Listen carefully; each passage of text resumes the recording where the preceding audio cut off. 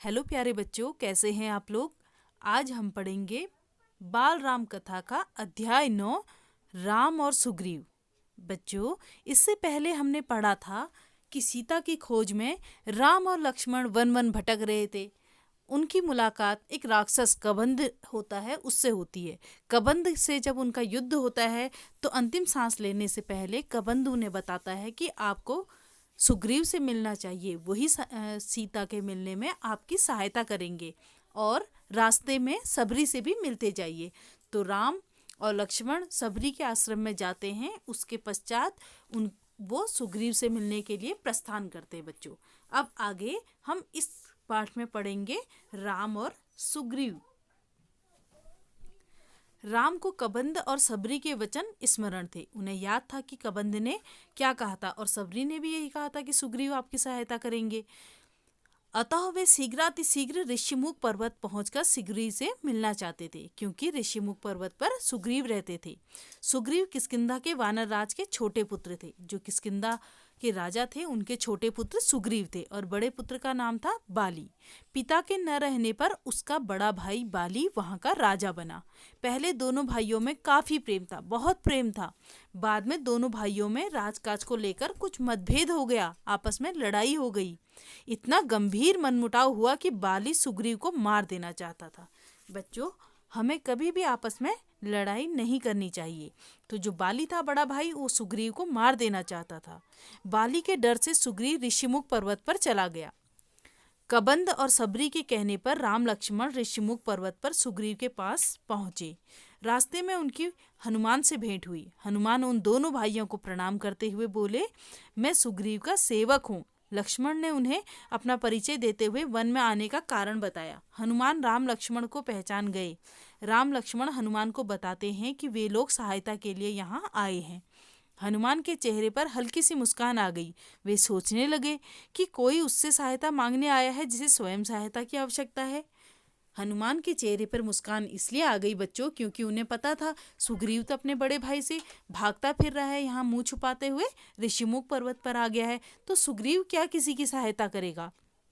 ऐसा सोचकर हनुमान मुस्कुराने लगे। राम और सुग्रीव की स्थिति एक जैसी थी। राम अयोध्या से निर्वासित थे और सुग्रीव किष्किंधा से, अर्थात राम को अयोध्या से निकाल दिया गया था और सुग्रीव को किष्किंधा से। राम की पत्नी को रावण उठा ले गया था और सुग्रीव की पत्नी को उसके भाई ने छीन लिया था। तो दोनों ही राम और सुग्रीव की स्थिति क्या थी बच्चों? समान थी। हनुमान राम लक्ष्मण को अपने कंधे पर बैठाकर सुग्रीव के पास ले गए। दोनों ने एक दूसरे को मित्रता का वचन दिया कि हम एक दूसरे की मित्रता करेंगे और एक दूसरे की सहायता करेंगे। राम ने सीता हरण की बात सुग्रीव को बताई। सुग्रीव को कुछ बात याद आई। उन्होंने बताया कि रावण का रथ इसी पर्वत के ऊपर से होकर गया था। सीता स्वयं को रावण के चंगुल से छुड़ाने की कोशिश कर रही थी। उन्होंने गहनों की एक पोटली को राम के सामने रखते हुए कहा कि क्या ये गहने सीता के हैं? राम ने आभूषण तुरंत पहचान लिए। कुछ गहने लक्ष्मण के भी पहचाने, कुछ जो गहने थे वो लक्ष्मण ने भी पहचान लिए। गहने देखकर राम शोक में डूब गए। उन्हें सीता की याद आ गई। वे स्वयं को धिक्कारते हुए बोले, हे सीते, संकट में मैं तुम्हारी सहायता नहीं कर सका। सुग्रीव ने उन्हें सांत्वना दी कि सीता अवश्य मिल जाएंगी, मैं हर तरह से आपकी सहायता करूंगा। जब सुग्रीव ने आश्वासन दिया तो राम प्रसन्न हो गए। राम के बाद सुग्रीव ने अपनी व्यथा भरी कहानी सुनाई। उसने राम से सहायता मांगी। राम बोले, मित्र, चिंता मत करो, तुम्हें राज्य भी मिलेगा और तुम्हारी पत्नी भी मिलेगी। राम काफी सुकुमार थे, कोमल शरीर थे। उन्हें देखकर सुग्रीव को उन पर भरोसा नहीं हुआ। बाली महाशक्तिशाली है, उसे हराना आसान नहीं। बाली साल के 7 वृक्षों को एक साथ झकझोर सकता है। बाली इतना बहादुर है, इतना बलवान है कि साल के 7 वृक्ष एक साथ वो तोड़ सकता है। राम सुग्रीव के मन की बात समझ गए और तीर चला दिया। उस तीर से साल के 7 वृक्ष एक ही बाण में कटकर नीचे गिर गए बच्चों, जिससे राम ने अपनी शक्ति का प्रदर्शन किया सुग्रीव के सामने। यह देखकर सुग्रीव ने राम के सामने हाथ जोड़ लिए। राम ने सुग्रीव से बाली को ललकारने के लिए कहा। योजना बनाकर सब किष्किंधा पहुंच गए। राम, लक्ष्मण और हनुमान पेड़ की आड़ पर छुप गए, क्योंकि बच्चों बाली को यह वरदान दिया गया था कि जो भी उनसे युद्ध करने के लिए आएगा तो बाली की जो शक्ति है उसी व्यक्ति की दुगनी हो जाएगी, जिस कारण से राम, लक्ष्मण और हनुमान पेड़ की ओट में छिप गए। सुग्रीव ने राम की शक्ति लेकर बाली को ललकारा। बाली क्रोध में गरजते हुए बाहर निकला। भीषण युद्ध हुआ। युद्ध में लगता था कि बाली सुग्रीव को मार देगा। राम के हाथ में धनुष बाण था, पर उन्होंने बाण नहीं चलाया। सुग्रीव किसी तरह वहां से जान बचाकर ऋषिमुख पर्वत पर आ गए। सुग्रीव राम से काफी कुपित थे, बहुत नाराज हुए। उसे लगता था कि राम ने उसके साथ धोखा किया है। राम ने कहा कि तुम दोनों भाइयों का चेहरा मिलता जुलता था, दूर से दोनों एक जैसे लगते हो। मैं बाली को पहचान नहीं पाया, इस कारण से मैंने बाण नहीं चलाया। लक्ष्मण ने सुग्रीव को समझा बुझाकर एक और युद्ध करने के लिए तैयार किया। सुग्रीव काफी डरा हुआ था, किंतु राम के कहने पर वह तैयार हो गया। किष्किंधा पहुंचकर उसने बाली को फिर से चुनौती दे दी। उस समय बाली अंतःपुर में अपनी पत्नी तारा के साथ था।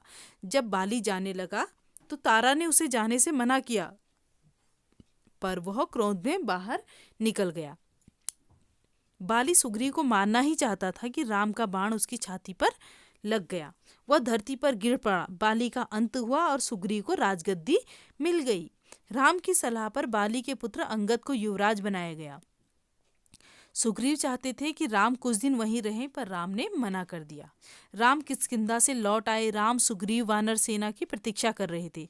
उधर सुग्रीव अपने रंग में राम को दिया हुआ जो अपना वचन था सीता को खोजने का, वो भूल गया। हनुमान ने सुग्रीव को वचन याद दिलाया। सुग्रीव ने वानर सेना एकत्र करने का आदेश दिया। सेनापति नल को बनाया गया। तब तक 15 दिन और बीत गए। इधर राम काफी चिंतित थे। राम को चिंतित देखकर लक्ष्मण किष्किंधा चले गए। लक्ष्मण ने धनुष पर प्रत्यंचा चढ़ाई तो उसकी टंकार से सुग्रीव कांप गए और तारा की सलाह पर राम से जाकर मिले। इस बार सुग्रीव सेना एकत्र करके लक्ष्मण के पीछे चल पड़े। हनुमान के साथ लाखों वानर थे। जामवंत के पीछे भालुओं की सेना भी थी। वानर राज ने राम से क्षमा मांगी। इसके बाद लंकारोहण की योजना बनी। राम चाहते थे कि वानरों की सेना भेजने से पहले चतुर और बुद्धिमान दूत को लंका भेजा जाए। राम ने अपनी अंगूठी निकालकर हनुमान को दी और कहा, जब सीता से भेंट हो तो यह अंगूठी उन्हें दे देना। वे तुम्हें पहचान जाएंगी और समझ जाएंगी कि मैंने तुम्हें भेजा है। अंगद और हनुमान दक्षिण की ओर चल पड़े। रास्ते में विशाल सागर था, जिसे पार करना कठिन था। तभी रास्ते में जटायु का भाई संपाति मिला और बताया कि सीता को रावण ही ले गया है। सीता तक पहुंचने के लिए सागर पार करना होगा। वानर दल असमंजस में पड़ गया। इस दल में सबसे बुद्धिमान जामवंत थे, किंतु इस कठिन कार्य का उनके पास भी उत्तर नहीं था। जामवंत जानते थे कि यह काम हनुमान ही कर सकते हैं। जामवंत ने हनुमान से कहा कि यह काम आप ही कर सकते हैं। तो बच्चों, आप लोगों का जो राम और सुग्रीव का पाठ है, इसका सारांश यहीं पर समाप्त होता है। अब आप लोग इससे आगे की जो पाठ की वीडियो है, मैं आगे के पाठ जो अगली वीडियो में मैं आपको समझाऊंगी। तब तक के लिए धन्यवाद।